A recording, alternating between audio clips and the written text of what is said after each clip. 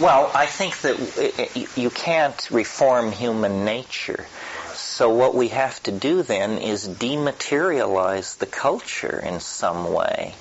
And I don't talk too much about this because, frankly, I haven't really got a clue as to how you would do that. I mean, I know there's nanotechnology and so forth and so on, but what we need to do is take the matter out of thingdom, so that everybody can live in the Frank Lloyd Wright waterfall house. I mean, it costs $9.95, and you buy it at the 7-Eleven and take it home and slap it on, and you can live in it.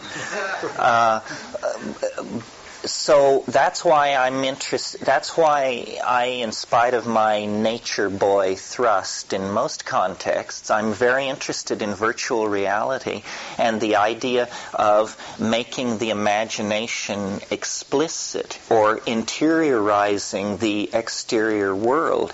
I mean, one vision that I've had of a kind of future utopia is, it opens on a world which looks like our world of 10,000 years ago. I mean, people live tribally, they are physically perfect, they are naked, they want for nothing, but they appear to have no material culture whatsoever. Then when you shift your point of view so that you're inside one of these people's heads, you discover that when they close their eyes, there are menus hanging in space in front of them. And by glancing at these menus with a certain intensity, they are able to make their way into a culture that is entirely three-dimensionally present for them, but which nowhere impinges on the world of three-dimensional space. It's sort of the idea that you could have the Vatican Library installed optionally when you have dental work, and then just by pushing your tongue over there, you could view the Fabrianos or whatever.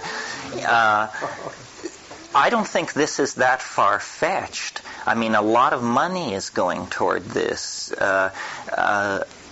Money can be made from this. And remember, I was saying that we have to figure out, unless we're ready to, hang the rascals, then we're going to have to figure out some way to make money out of saving the world so that capitalism can cease its rapacious destruction of things. And I think these entertainment technologies are the way to go. I think that what we should all be trading in 15 or 20 years from now is ideas. And ideas should be worth more than anything. And this is happening. I mean, I was impressed at this. There was a virtual reality conference here last summer, and a number of people came from Fujitsu. And the Japanese are not dragging their ass on this stuff the way we are. They understand what it is. And Fujitsu has a research team of 30 people who work full-time on virtual reality.